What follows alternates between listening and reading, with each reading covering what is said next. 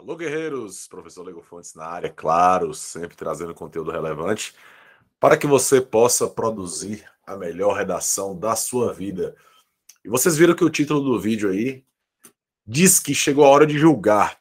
E aí muita gente pode se perguntar, cara, você está falando de direito, advogados, juízes, julgamentos na internet? Nada disso, estou falando de redação, a disciplina mais importante da maioria dos concursos vestibulares e, é claro, do Enem. Guerreiros, olha só.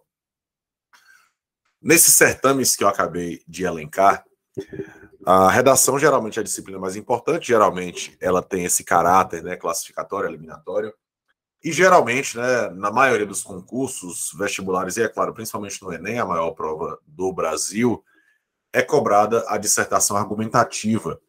E a dissertação argumentativa como tipo textual é um texto de opinião, tá? É o tipo de texto que tem a opinião como centro da estruturação daquela articulação de texto. Portanto, a questão da opinião, do posicionamento, do ponto de vista, lembrando, galera, não são teses, né? Eu vejo que, na minha opinião, é um equívoco. Quantas teses tem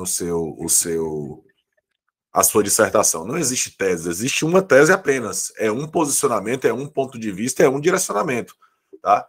Principalmente quando você pega formatos de tema, que geralmente é o mais comum, né? Temas problematizados é o mais comum. Existe ali uma tese e um posicionamento. Não existem teses. Então, existe uma tese. Aí, no plural, se a gente for pluralizar isso, existem argumentos, tá? Que vão sustentar a sua tese. Mas isso é papo para outra aula. Eu quero falar sobre o posicionamento. Então, quando eu falei de julgar, lá no início lá no título desse vídeo, eu falava exatamente de estabelecer juízo de valor e de se posicionar ao longo de todo o texto. A gente se engana e se equivoca quando pensa apenas que lançar a tese é apenas se posicionar no início do texto, na introdução, que geralmente é o local ali onde se deve inserir a tese, a retomada do tema, a tese e os argumentos, né? A introdução é esse local de apresentação da sua dissertação, que em regra aí vai ter 30 linhas. Então, esse posicionamento, a partir da introdução, vai ter que ser um posicionamento linear, uníssono, né? Um pensamento único, em direção a toda a argumentação que você vai produzir. Então, esse posicionamento vai aparecer ao longo de todo o texto. Mas você vai repetir o que você disse na introdução. Não se trata de repetir, se trata de reafirmar, para que você garanta coerência textual, que é um fator de textualidade comum a todos os editais que solicitam a prova discursiva, independente do tipo do gênero textual. Coesão, coerência, concisão, clareza, são critérios, são chamados fatores de textualidade ou propriedades textuais, como queira, presentes em qualquer prova de redação. Mas como é que você se posiciona ao longo do texto sem ser repetitivo? Esse é o segredo que nós vamos ver agora. Vem para o quadro, vem comigo. Você vai ver o seguinte, aqui nós temos dois parágrafos de desenvolvimento, então nós temos aqui, ó, D1, tá? E nós temos um D2. E aí já vai justamente ao encontro daquilo que eu disse, que o posicionamento dele se dá ao longo do texto, não apenas na introdução, sobre o tema do Enem de 2017, que falava dos desafios para a formação educacional dos surdos, tá? Então, eu vou ser bem breve para justamente grifar esses termos que vão denotar juízo de valor, termos que vão mostrar para o avaliador que você está se posicionando dentro daquela tese que você estabeleceu inicialmente, que você não caiu em contradições internas. Por isso, não existe o nome teses. Existe uma tese que ela é uníssona, ela é unidirecional, ela vai em uma única direção. Então, você vai apenas reafirmar aquilo para que o avaliador entenda que o seu posicionamento é aquele. Bom, se o próprio tema já fala do termo desafios, né, já há um problema na formação educacional dos surdos, então nós vamos aqui ir na linha de pensamento do autor, em que no desenvolvimento 1, o que ele faz? Ele reafirma ali a tese e retoma o argumento 1, né, para garantir essa progressão temática, tá? Então vamos lá. Convém ressaltar a princípio que a má formação socioeducacional do brasileiro é um fator determinante.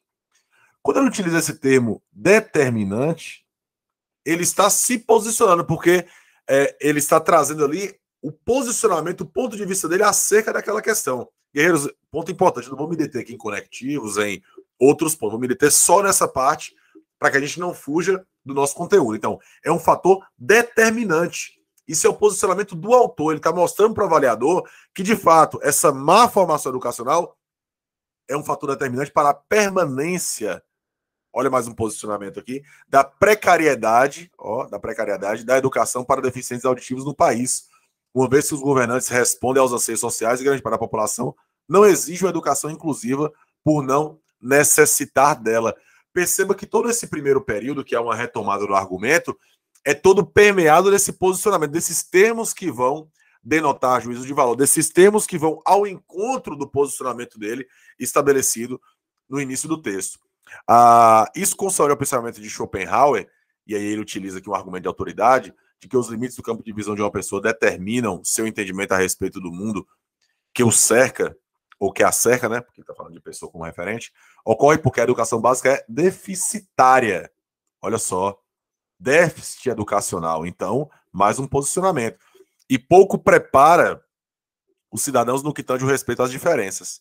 Tal fato se reflete nos ínfimos investimentos governamentais em capacitação profissional e em melhor estrutura física, medidas que tornariam o ambiente escolar mais inclusivo. Então perceba que todo o parágrafo, o primeiro parágrafo de desenvolvimento, é permeado desses termos que vão denotar juízo de valor. E você pode pegar vários editais que cobram isso, por exemplo. O edital Enem, lá na competência 3, fala de marca de autoria. Essa marca de autoria está na competência 3, fala de projeto de texto, é justamente o autor marcando a autoria dele, né, marcando esse juízo de valor, e ele também vai ter pontuação na competência 2, porque isso faz parte, né, do contexto estrutural de dissertação argumentativa. Outro detalhe importante é que, se você pegar editais, por exemplo, prova UESB, né, edital UESB, agora elaborado pela Banca Avalia, fala de senso crítico, por exemplo, ou edital da carreira policial, CFO-PMBA, elaborado pela Banca UNEB, que traz também senso crítico como um dos seus critérios de correção. Portanto, esse senso crítico, ele vai partir desses termos que vão ser trazidos ao longo de todo o texto, não apenas na introdução. Em consequência disso, aqui no D2, vou pegar outra cor aqui, os deficientes auditivos encontram inúmeras dificuldades em variados âmbitos de suas vidas, ou seja, inúmeras dificuldades. Então, ele não está neutro na discussão, ele está o tempo inteiro trazendo esse juízo de valor. Exemplo disso é difícil inserção dos SUS no mercado de trabalho devido à precária educação recebida por eles e ao preconceito intrínseco à sociedade brasileira. Olha só, tudo isso aqui, ó, é juízo de valor. Perceba que o juízo de valor ele vai muito, ele é estabelecido muito por adjetivos. Os adjetivos eles vão trazer esse juízo de valor, né? Porque você adjetivar é o quê? É caracterizar algo. Então ele está caracterizando o problema que foi apresentado pelo tema.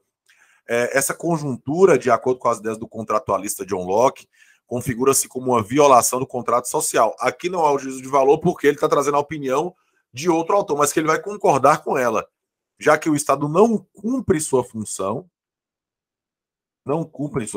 essa aqui é a opinião dele, de garantir que tais cidadãos gozem de direitos imprescindíveis, direito à educação de qualidade, para a manutenção da igualdade entre os membros da sociedade, o que expõe os surdos a uma condição ainda maior de exclusão e desrespeito. Olha só, o juízo de valor. Aqui ele poderia, inclusive, nesse caso, né, dividir aqui esse período, né, para não ficar muito extenso.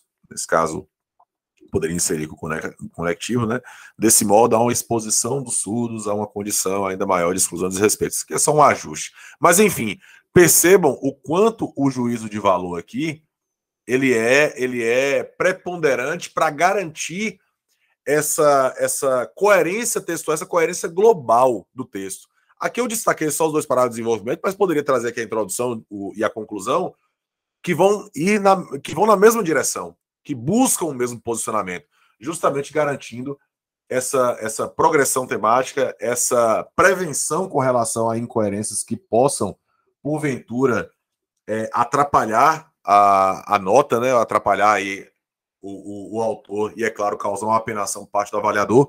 Portanto, isso aqui, guerreiros, é algo que às vezes as pessoas não têm um conhecimento, às vezes negligenciam, mas que é muito importante para garantir pontos ali no edital. Como nós sabemos, a redação é feita de detalhes.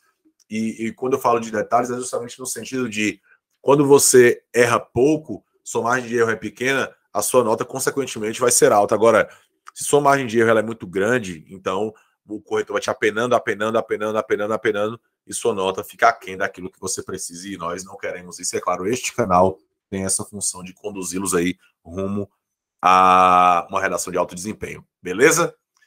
Então, guerreiros, fico por aqui. Se esse vídeo foi relevante para você, curta, comente, compartilhe, se inscreva no canal, porque, é claro, aqui é serviço de utilidade pública. Eu sou o professor Lego Fontes e vamos sempre para cima deles.